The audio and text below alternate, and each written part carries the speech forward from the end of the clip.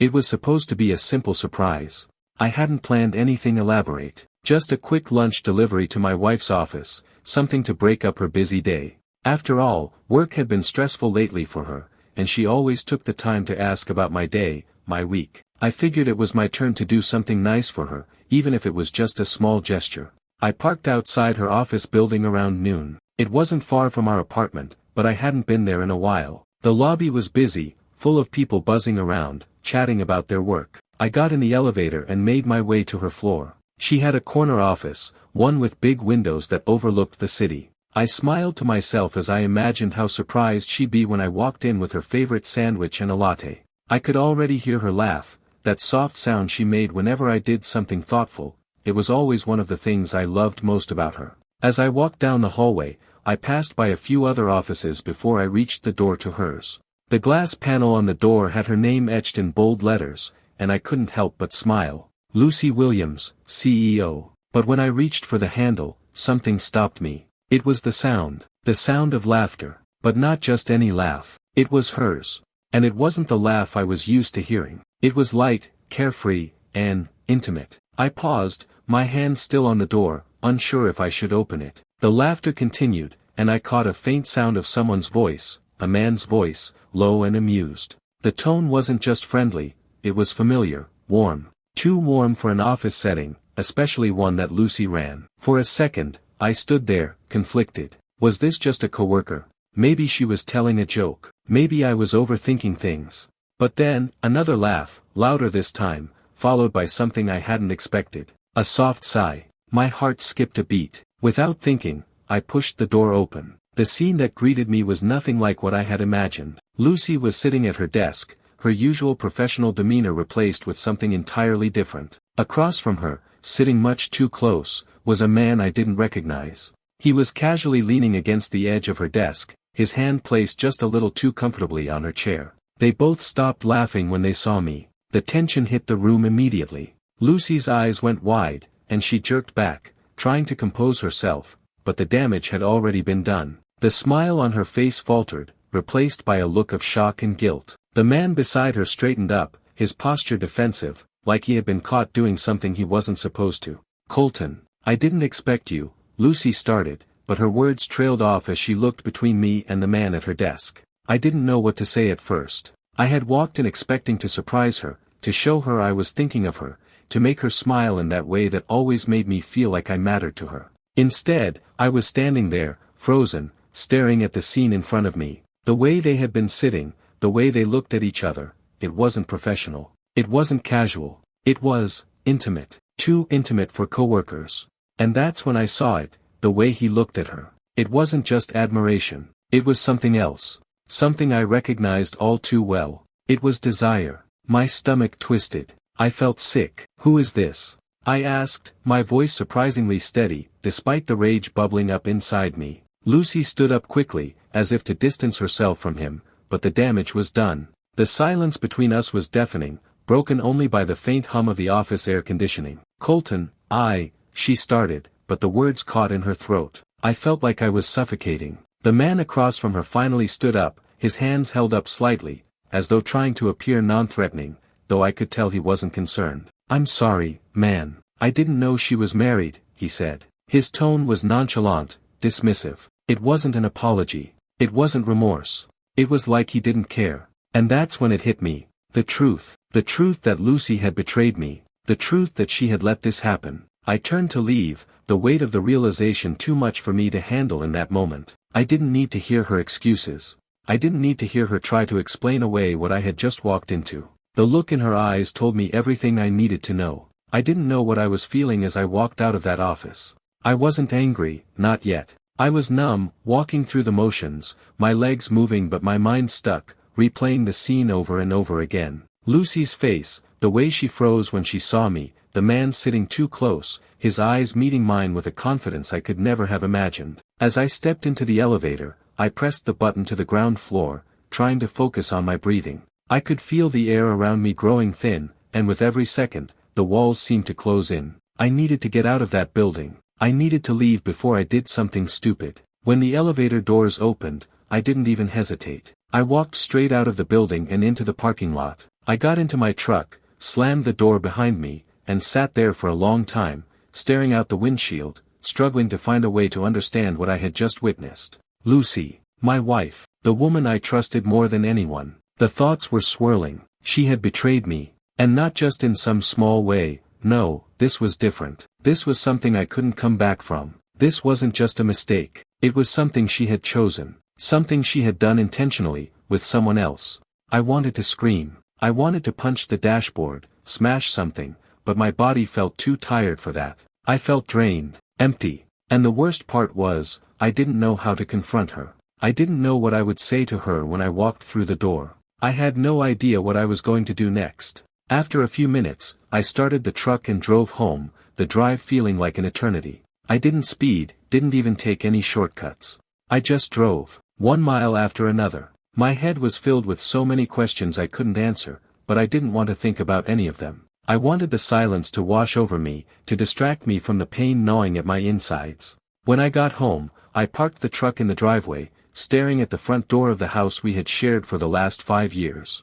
Our home. But now, it felt like a stranger's house. A place that had once been filled with warmth and love, now cold and distant. I sat there for a while, wondering if she was home. If she was going to try to talk to me. If she would even know what to say. Would she apologize? Would she try to explain it? Or would she just tell me that it was nothing? That it didn't mean anything? I didn't know, but I didn't want to find out. Not yet. I grabbed my phone, then put it down again, unsure of what I was supposed to do. How was I supposed to handle this? How was I supposed to fix something that was so utterly broken? Finally, I made the decision. I wasn't going to talk to her right away. Not until I had calmed down. Not until I had a chance to clear my head and figure out what I needed. I went inside the house, the door creaking slightly as I opened it. I didn't hear anything. It was quiet, too quiet. I walked through the living room and toward the kitchen, but I didn't find her. I called her name softly, my voice barely above a whisper, and I still got no response.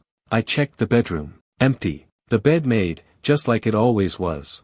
But there was nothing that felt familiar about it anymore. Nothing that felt like home. I wasn't sure how much time passed, but at some point, I sat down on the couch. My body felt like it was moving on autopilot, just going through the motions, but my mind was racing. I couldn't stop thinking about the man in her office. What was he to her? How long had this been going on? Was it just an affair, or was it something deeper? I couldn't even imagine the possibility that she had been lying to me for this long. I had trusted her with everything, my heart, my life, my future. But now, I felt like a fool. A complete fool. How had I missed the signs? How had I ignored the small things that now seemed so obvious? My phone buzzed, snapping me out of my thoughts. I glanced at it. A message from Lucy. Colton, please. We need to talk. I don't know what's going on, but I'm sorry. Please, I just need a chance to explain. I stared at the words for a long time, my finger hovering over the screen. What was I supposed to say to that? Could I even hear her explanation? Could I stomach anything she had to say at this point? I put the phone down on the coffee table, leaning back against the couch, my mind still whirling. I didn't have answers, and I didn't know if I ever would. But I was certain of one thing, I wasn't ready to let her come back into my life just yet. Not until I understood what had happened. Not until I could look her in the eye and ask the questions that had been building inside me for days. I needed time. I needed space. I looked at the phone again, my finger still hovering over the screen. But I didn't respond. For the first time in a long time, I was thinking only about myself. And maybe, just maybe, that was the one thing I needed to do. The next few days felt like a slow burn. I didn't respond to Lucy's message. I couldn't. The words she had sent me didn't even seem real anymore. How could I listen to her when the image of her sitting with another man, laughing, so close that it felt like I wasn't even there, was burned into my mind? She could say anything she wanted, but it wouldn't change what I had seen, what I knew. I didn't want to think about it. I didn't want to keep going over the conversation in my head. But it was all-consuming. The guilt, the anger, the confusion. They all mixed together, churning in my stomach, making it hard to focus on anything else.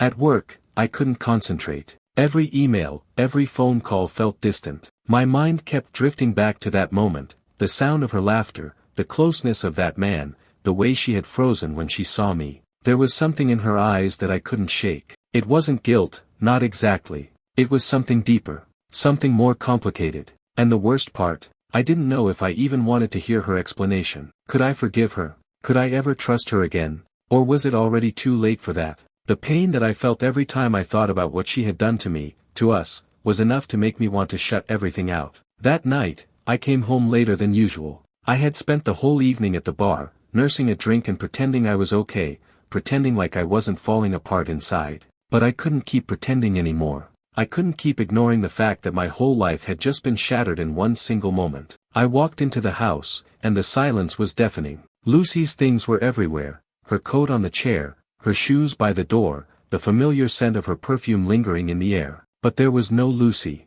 no apology waiting for me, just an emptiness that stretched across the room. I found her phone on the kitchen counter. It had been left there, face up. The message notification from me was still on the screen. She hadn't even tried to hide it. I picked it up. My fingers hovered over the screen, but I didn't know what I was hoping for. A clue, a reason, some way to make sense of it all. But before I could do anything, I heard the door open behind me. Lucy. I turned slowly, feeling the weight of her presence like a stone dropped into water. The tension between us felt suffocating. She stood there, her eyes wide, as though she hadn't expected me to be home yet. Colton, she started, but her voice wavered, and she quickly stopped herself. I didn't know what to say to her. I didn't know how to speak the words that were tangled in my throat. What could I say? What was left to say? You've been lying to me, I said, my voice low but sharp, for who knows how long. And now you want to come back here and explain? Lucy's face crumpled, and I saw the tears welling in her eyes. She stepped toward me, but I took a step back, not ready to be touched, not ready to be near her. I'm sorry, she whispered, her voice breaking. I never meant for this to happen. I never wanted to hurt you. Then why did you? The question came out like a gasp, and I instantly regretted it. The pain in my chest was almost unbearable, the sense of betrayal overwhelming. I don't know, she said, her eyes filled with regret. It's hard to explain. I've been feeling so lost, Colton. And when I met him, it was like he saw me in a way I hadn't felt in years. But that doesn't excuse what I did. It doesn't. I swallowed hard, trying to process her words, trying to wrap my mind around the fact that she was standing there, crying, trying to make excuses for everything that had happened. The anger, the hurt, the betrayal all bubbled up inside me. So what now? I asked, finally letting the frustration in my voice ring through. What do you want from me, Lucy? Another chance? To go back to the way things were? I don't know, she said, shaking her head. I can't promise you that. I can't promise you anything. I want to make it right. I want to show you that I can change. That I'm not the person I was. I took a deep breath, trying to steady myself, but it didn't work. You can't just undo what you've done. You can't erase the way I feel about this. I don't know how to trust you again. I don't know if I ever will. Her shoulders slumped, and I could see the weight of my words crashing down on her. She had made her choices, and now she was facing the consequences. I'm so sorry, she whispered again, her voice almost pleading. Please, Colton, please don't leave me. I looked at her, my heart torn in two. I could see the hurt in her eyes, but it didn't change the fact that she had betrayed me. It didn't change the fact that she had let someone else into our lives, someone who had made me feel like nothing. I can't do this right now, I said finally, my voice thick. I need time. I need space. I don't know what I want, Lucy. But I can't figure that out with you in front of me. She nodded, her face pale, and turned to walk toward the door. But before she left, she stopped and turned back to me. I love you, she said quietly. I'll always love you. I didn't answer her. I couldn't. The door clicked shut behind her, and I sank into the couch, the weight of everything pressing down on me. For the first time in days, I allowed myself to cry. The next few days felt like a blur. I couldn't shake the image of Lucy and that man. The way they'd looked at each other, the warmth in their laughter, the comfort in their body language. I couldn't ignore it, no matter how hard I tried. I wasn't angry, not yet. I was numb, walking through the motions of my days, but inside, everything felt like it was crumbling. I didn't know where to go from here. I didn't know how to make sense of it all. Work was a distraction, but even there, my thoughts kept drifting back to her. To the betrayal. I couldn't focus on anything, couldn't concentrate on the conversations around me, no matter how important they were. I kept seeing her face, hearing her voice. I kept imagining what she had been doing when she wasn't with me. When I finally walked through the front door after work, the house felt hollow, as though it was waiting for me to make a decision I wasn't ready to make. Lucy's things were still scattered around, her coat on the chair, her shoes by the door. The faint scent of her perfume lingered in the air, but she wasn't here. And I wasn't sure if that made things better or worse. I checked my phone. No messages from her. No calls.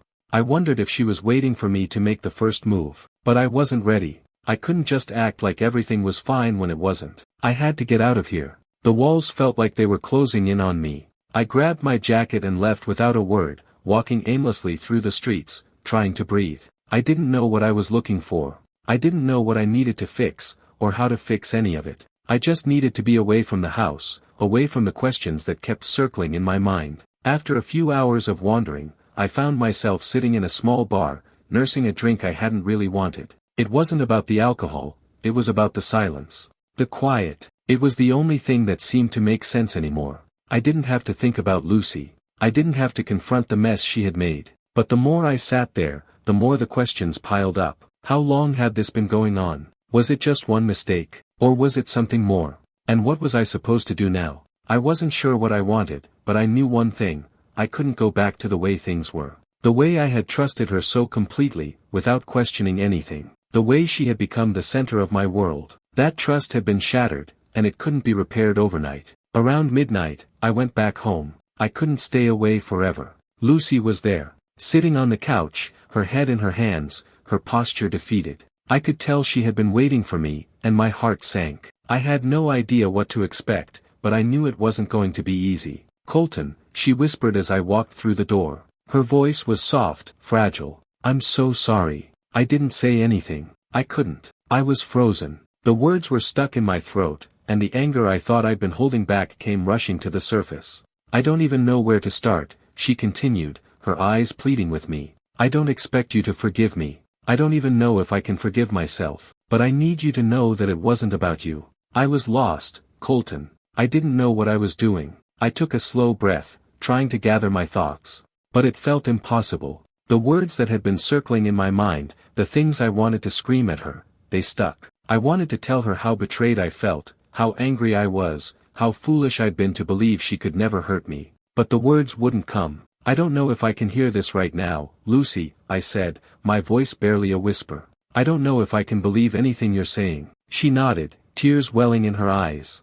"I don't expect you to. I don't expect anything from you. I just want you to know that I'm sorry. I know it doesn't change anything, but I am sorry." I closed my eyes, rubbing the back of my neck as the weight of everything crashed down on me. She was sitting there, asking for forgiveness, and I wasn't sure I could give it to her. How could I? "Do you even know what you've done?" I asked, my voice cracking despite myself. "Do you have any idea what this has done to me, to us?"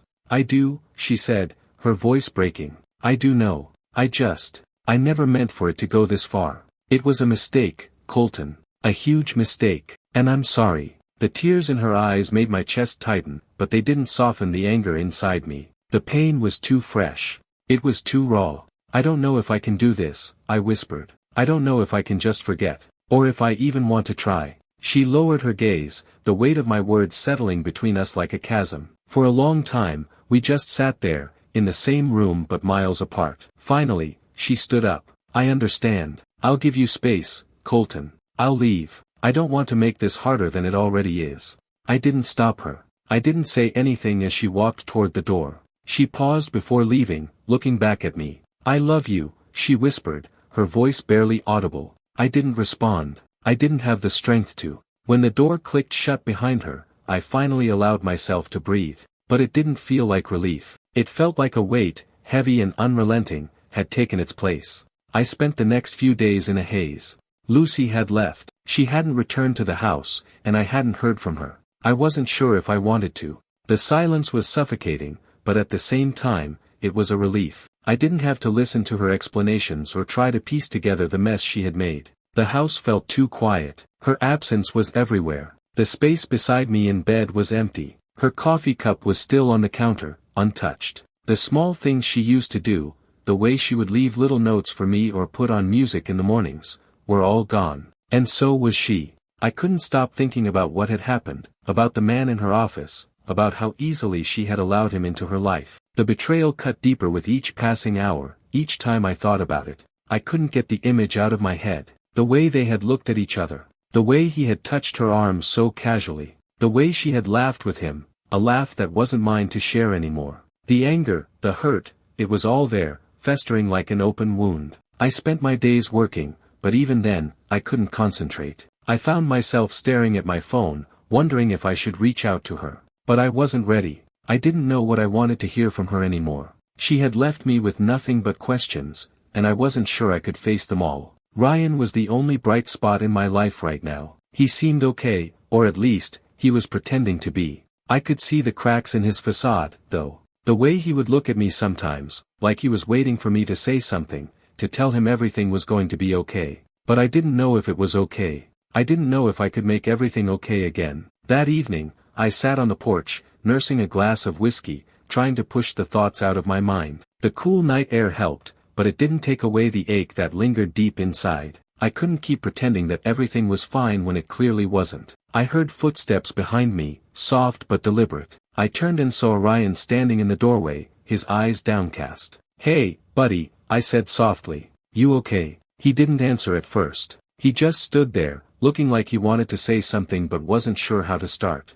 "I don't know if I'm okay, Dad," he said quietly, finally meeting my gaze. "I don't know what's going to happen. I don't know what I'm supposed to feel." I set the glass of whiskey down, suddenly aware of how heavy the moment was. "You don't have to have all the answers right now. It's okay to feel whatever you're feeling. You don't have to be strong for me." Ryan stepped outside, taking a seat beside me, his shoulders slumping as though the weight of everything was finally catching up to him. I just don't get it, Dad. I don't understand how she could do this to us." To me. I didn't have an answer. How could I explain something I couldn't even understand myself? "I don't understand it either, Ryan. But I know one thing, you didn't deserve this. You didn't do anything wrong." He nodded, but his face was still clouded with confusion. "But why did she do it?" "I don't know, son," I said quietly. "People do things for reasons we don't always understand. But that doesn't make it your fault. She made choices that were hers to make, but it doesn't have to change who you are or how much I love you."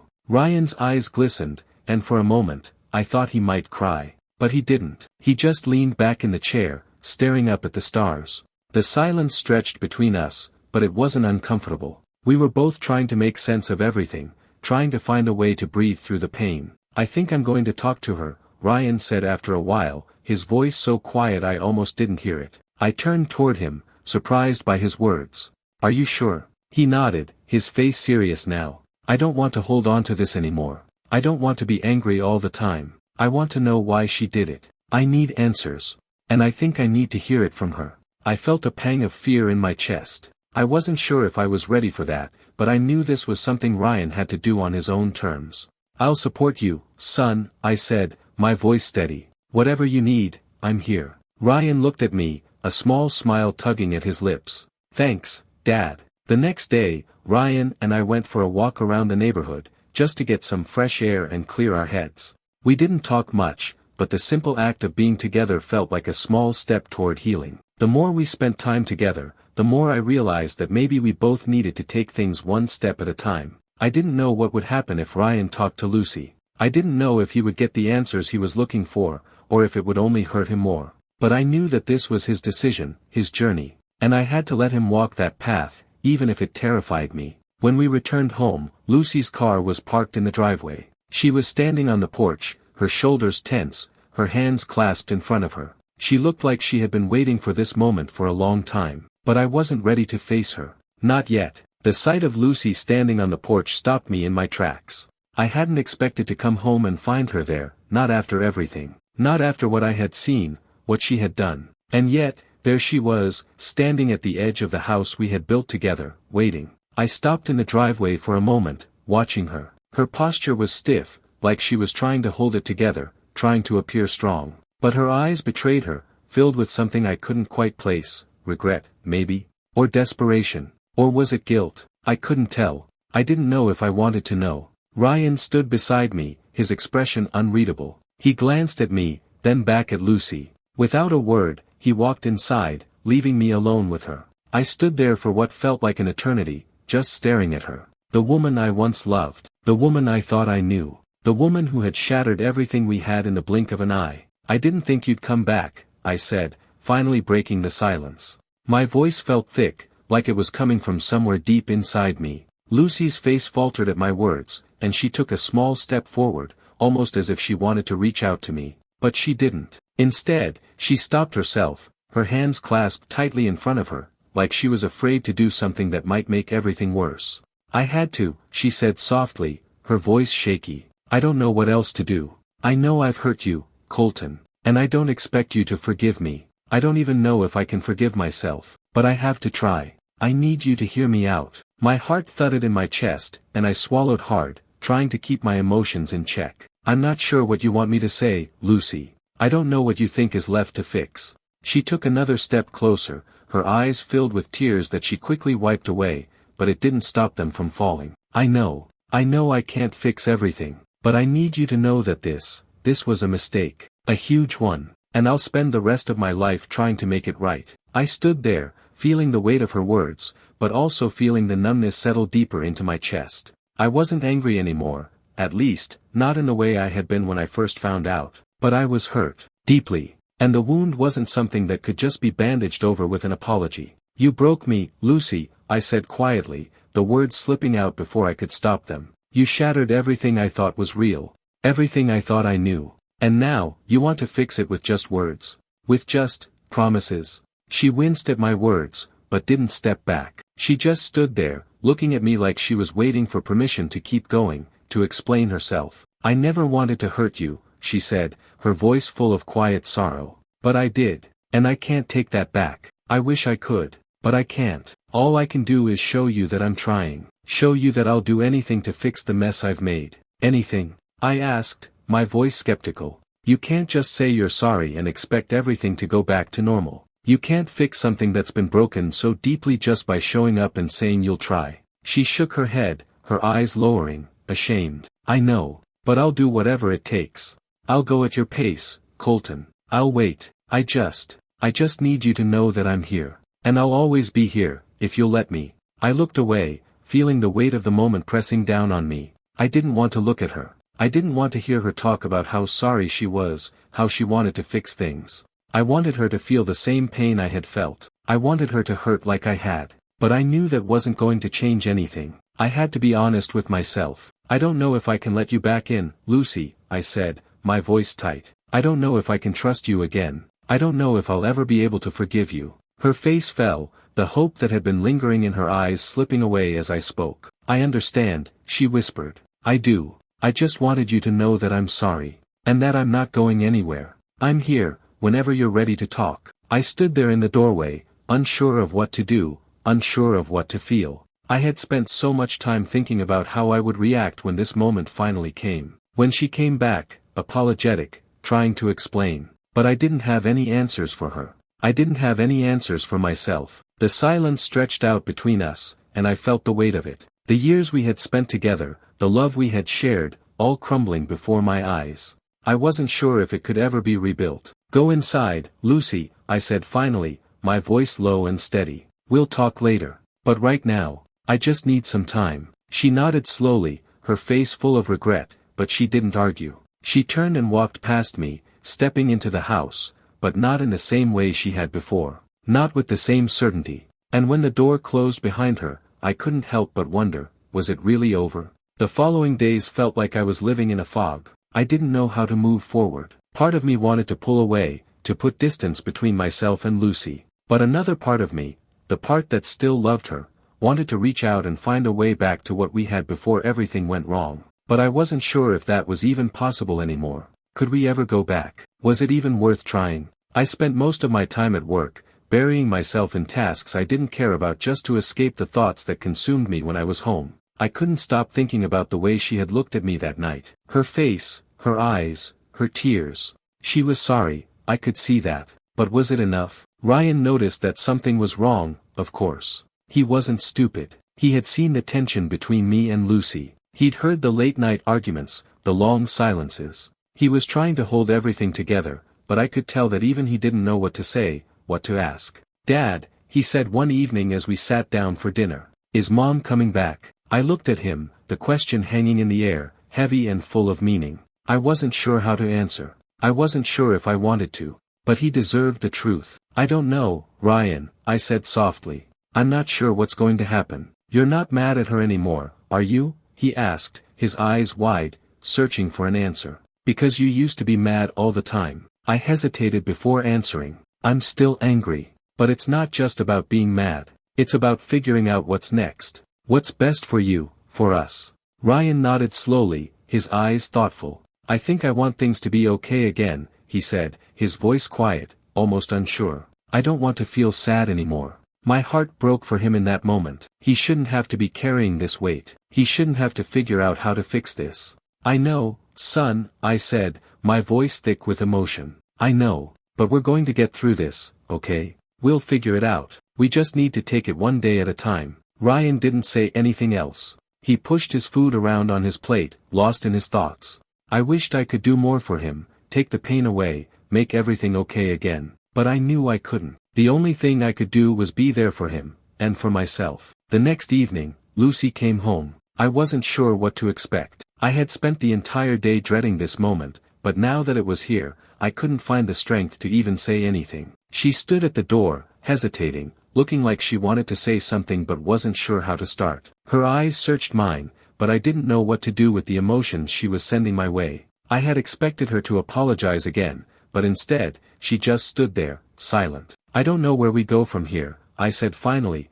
my voice steady but worn. "I don't know if I can just forget everything, Lucy. I can't just move on from what you did. I can't pretend it didn't happen." She nodded, her lips trembling as she stepped inside. "I know. I don't expect you to. I wanted to be here, to show you that I'm trying, that I'm not giving up on us." I didn't know how to respond. I didn't want to get my hopes up. I didn't want to believe that just because she said the words, things would magically get better. The truth was, we had a long way to go, but I could see that she was willing to try. At least, that was something. "We need time," I said, my voice firm but quiet. "I need time to figure this out, Lucy. And so do you. We can't rush this. We can't just pretend things are fine when they're not." She stepped closer, her hand reaching out to mine, but I didn't take it. Not yet. She didn't deserve that. Not until I knew for sure that she was being genuine. "I understand," she said, her voice soft. "I don't expect anything from you right now. I just want you to know that I'm here.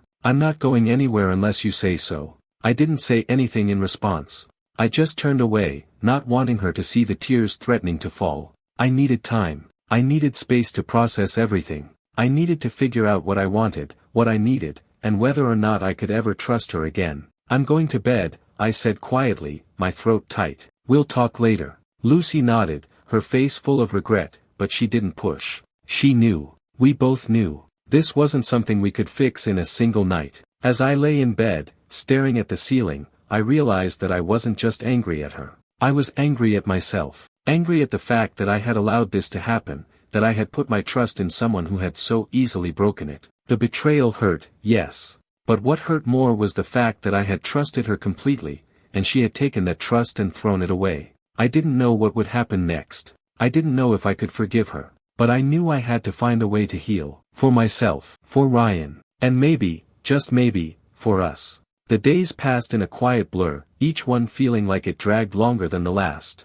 Lucy and I spoke, but the conversations were strained, filled with pauses, hesitation, and unspoken words.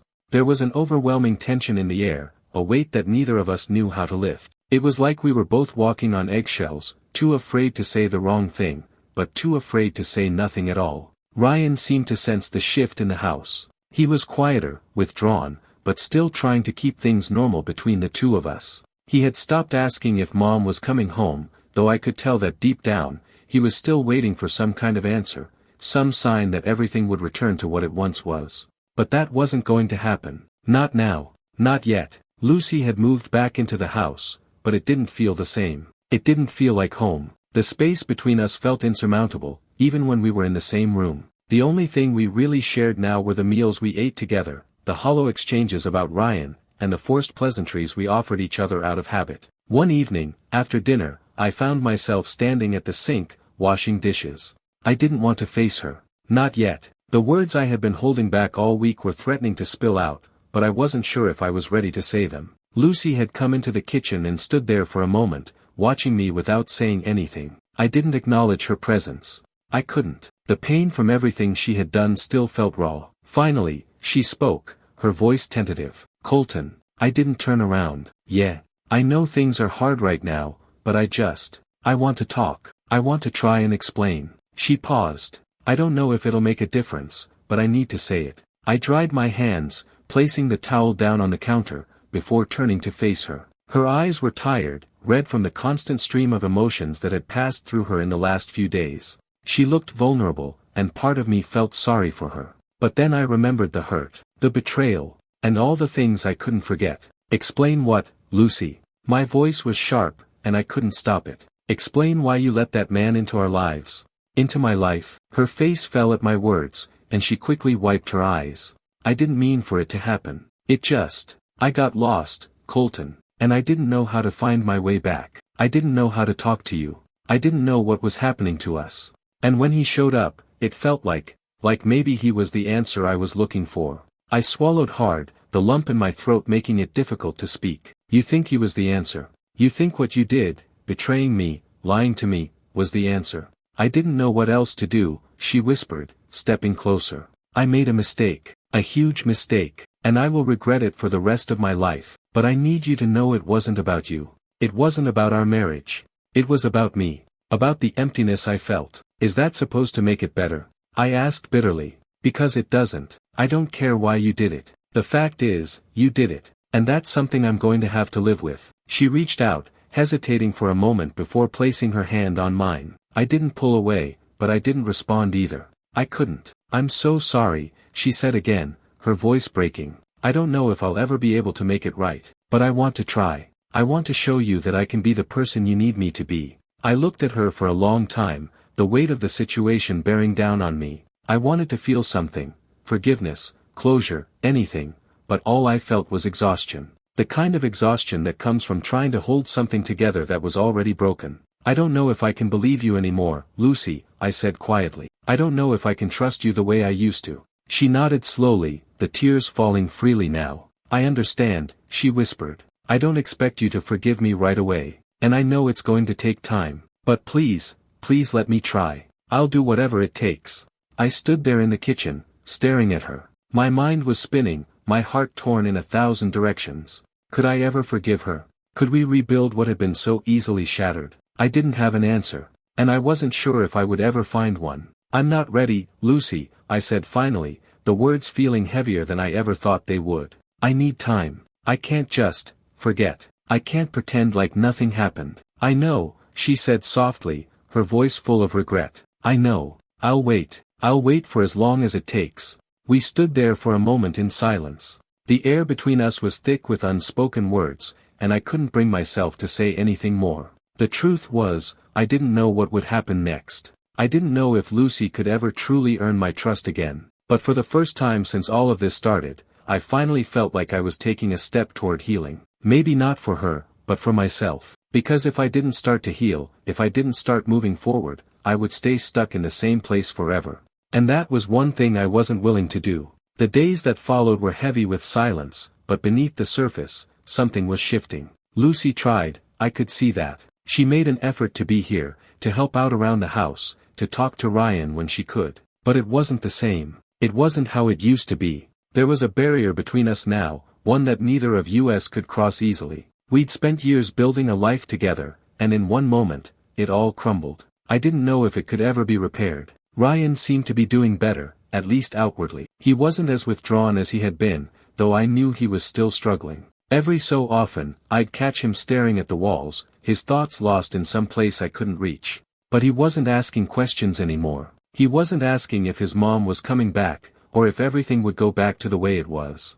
It was like he had accepted that things had changed, whether he liked it or not. Lucy and I hadn't spoken much about our marriage since that night in the kitchen. We exchanged polite words in the morning, and I'd come home to find her in the living room or the kitchen, but the warmth, the intimacy, the connection, it wasn't there anymore. It felt like we were just going through the motions, pretending for Ryan's sake, for the sake of the house, for the sake of normalcy. I was trying to move forward, but the past kept haunting me. The lies, the betrayal, the way she had allowed herself to be swept up in someone else's arms while I was here, doing everything I could to keep our family together. The hardest part was realizing that no matter how much I loved her, I couldn't forget what she had done. That night, after dinner, I found myself sitting on the porch again, staring out at the empty street. It was quiet, the kind of stillness that made everything seem heavy. I could hear the faint sound of Lucy moving around inside, but I didn't want to face her just yet. I didn't know what I would say if I did. Ryan had gone to bed early, and the house felt strangely empty without his constant chatter.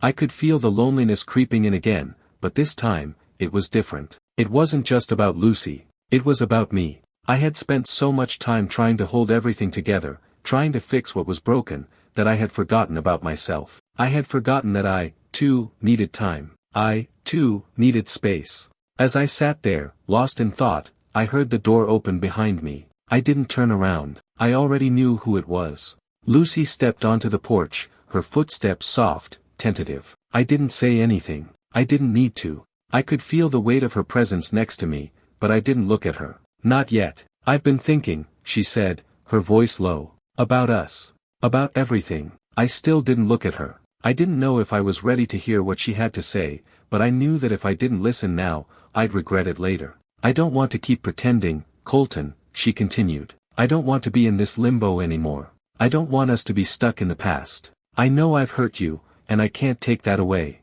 But I want to try. I want to make things right. Her words hit me harder than I expected. They weren't just apologies anymore. They were a plea. A plea for me to come back, to try again. But even now, after everything, I wasn't sure if I could. I don't know if I can do this, Lucy, I said finally, my voice hoarse. I don't know if I can just go back to the way things were. You've broken my trust. You've broken us. She nodded slowly, her face filled with sorrow. I know it's going to take time, but I'm asking you, can we try? Can we at least try to rebuild what we had? I felt a knot tighten in my stomach. Could we? Was it even possible to rebuild something that had been shattered so completely? And if I did try, would I just be setting myself up for more pain, more heartbreak? I don't have the answers, Lucy, I said, the weight of my words sinking in. I don't know if I can forgive you. I don't know if I can ever trust you again. She looked away, her eyes filled with tears. I understand, she whispered. But please, don't give up on us. Don't give up on me. I closed my eyes, taking a deep breath. The truth was, I didn't know if I could move forward with her. I didn't know if I could live with the pain of what she had done. But part of me still loved her. Part of me still wanted to believe that we could make it work. That we could fix this. I need time, Lucy, I said, my voice quiet but firm. I need space to figure out what I want, what I need. She nodded, her lips trembling as she wiped away a tear. I'm not going anywhere, Colton. I'll wait. I didn't say anything else. I didn't know what else to say. I wasn't ready to promise her anything, and I wasn't ready to give up on us either. I needed to figure out what was best for me, for Ryan, for all of us. As she turned to go inside, I stayed on the porch for a long time, the silence wrapping around me like a heavy blanket. I didn't know where we were headed, but I knew one thing for sure. I couldn't keep pretending that everything was fine. I couldn't keep pretending that I had the answers. I needed to find my own way forward. The silence in the house had become unbearable. I wasn't sure if I was waiting for something, an apology, a sign, an answer, but I knew I couldn't keep sitting in this limbo forever. I spent my days going through the motions, pretending like everything was fine, when inside, everything felt like it was falling apart. I kept telling myself I needed time, that I needed space. But as the days dragged on, I realized that time wasn't going to fix this. It wasn't going to fix me. Lucy tried to act normal. She made dinner, did her best to keep the house together, but it wasn't the same. Her presence was a constant reminder of what had happened, of what she had done. Every time I saw her, I couldn't help but remember the look on her face that night, the shock, the guilt. It was a look that said she didn't think she would get caught, but she was caught now, and there was no pretending it away. I wanted to believe that we could get past this, that we could rebuild what we had. But the trust, the foundation of our relationship, had been shattered. I didn't know if it was something that could be repaired, or if I even wanted to try. Ryan had been quieter than usual, but he wasn't completely shutting down. He spent time with me, talked to me when I asked, but it was clear that he was still processing everything. He didn't have the answers either. He didn't know what to say, what to feel, and it hurt to watch him struggle with something he shouldn't have had to. I had thought that the hardest part would be confronting Lucy. I had thought that once I did, everything would somehow make sense. But it hadn't. Talking to her, hearing her apologies, listening to her promises that she was trying, it only left me with more questions. And the hardest part, I wasn't sure if I could ever look at her the same way again. The next evening, after dinner, I found myself on the porch again, sitting in the same spot I had sat the night I first confronted her. I could feel the weight of everything pressing down on me, but I didn't know how to lift it. I didn't know how to move forward. Lucy came outside, hesitantly, and sat down next to me. Her presence was a mix of warmth and distance, and I couldn't tell which one was stronger. I didn't look at her at first. I just stared ahead, my mind racing, the tension in my chest never letting up. "I don't know what you want from me anymore," I said, my voice finally breaking the silence. I didn't turn to her. I couldn't. "I don't know if I can keep pretending that everything is fine, because it's not, and I don't know how to fix it." She didn't answer at first, and I could feel the weight of her gaze on me. The silence stretched on, but this time it felt different. It felt like something was finally shifting, like we were finally facing what had been unspoken for so long. "I don't want you to pretend, Colton," she said quietly. "I don't want to pretend either. I know what I've done, and I know I can't fix it overnight. I can't make everything better just by saying I'm sorry. But I am sorry, and I'll keep saying it until you can believe me." I turned to look at her then. Her face was soft, full of regret, but there was something else in her eyes. I couldn't quite place it. Maybe it was genuine remorse. Or maybe it was desperation. But either way, it didn't change what had happened. It didn't change how I felt. "I can't forgive you right now, Lucy," I said, my voice low but firm. "I can't just let it go. And I don't know if I ever will. But I can't keep living like this either. I need to figure out what I want, what I need." She nodded slowly, her lips trembling. "I understand," she whispered. "I know I don't deserve your forgiveness. And I know it's going to take time, but I just want you to know that I'm here. I'm here, waiting for you, whenever you're ready." I swallowed hard, trying to push the lump in my throat down. I wasn't ready. I wasn't even close to being ready. But the pain of everything, the anger, the hurt, it was starting to settle into something I could deal with. I didn't have the answers, but I didn't need to have them yet. I needed to figure out how to take the next step, how to move forward. "I don't know what the future holds, Lucy," I said quietly, finally meeting her gaze. "But I know I can't keep living in the past. And I don't know if I can live with you. I don't know if I can go back to what we were." Her eyes filled with tears, but she didn't say anything. She didn't try to apologize again, didn't try to make it right. She just sat there with me, silently, waiting.